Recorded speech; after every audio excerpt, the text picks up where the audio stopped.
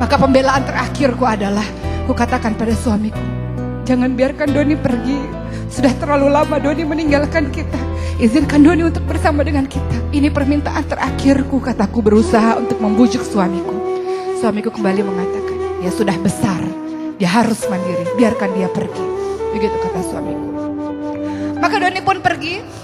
Doni senantiasa menelponku, memberikan kabar untukku. Dia berpindah-pindah kota dan akhirnya bekerja di luar negeri, membangun karirnya sendiri.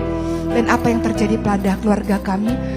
Jabatan suamiku semakin naik, harta kekayaan kami semakin melimpah, dan kedudukan kami di mata masyarakat semakin tinggi. Tapi aku senantiasa memikirkan anakku yang entah hujan atau panas berteduh di mana aku tidak tahu. Tapi kemudian keadaan terbalik. Ternyata suamiku terkena kasus korupsi.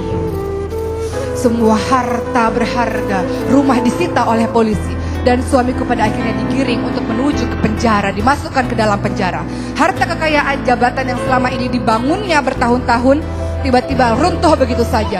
Setiap hari semua media memberitakan kepada banyak orang betapa suamiku ini adalah seorang koruptor. Dan pada akhirnya suamiku yang dipenjara, aku dan kedua anakku ini pada akhirnya harus kontrak di sebuah kontrakan yang kecil. Anak-anakku yang terbiasa dididik dengan sangat manja oleh ayahnya, bukan membantuku, malah justru jadi beban untukku. Anak-anakku, adik-adiknya Doni ini kemudian kembali tidak mau sekolah, tidak mau kuliah karena merasa malu semua orang membicarakan tentang ayahnya.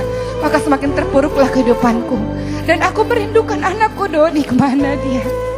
Dan suatu hari, Assalamualaikum, terdengar suara di depan pintu.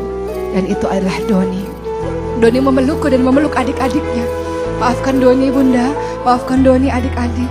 Ketika Doni mendengar kabar ini, maka Doni langsung pulang untuk segera selesai kerja di luar negeri dan pulang untuk bertemu dengan ibu dan adik-adik.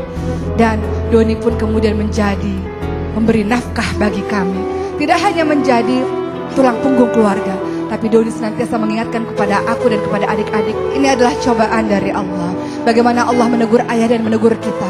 Apa yang terjadi pada ayah adalah sebab karena kita juga. Untuk saat ini janganlah pernah jauh dari Allah.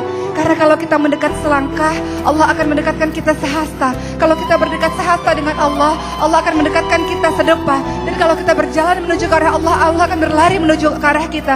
Musibah terbesar bagi seorang muslim adalah ketika dia jauh dari Allah. Maka insya Allah semua akan berlalu. Dan Doni pun akhirnya menjadi penyemangat bagi keluarga kami dan bagi ayahnya. Kisah ini memberikan pembelajaran yang luar biasa bagi kita.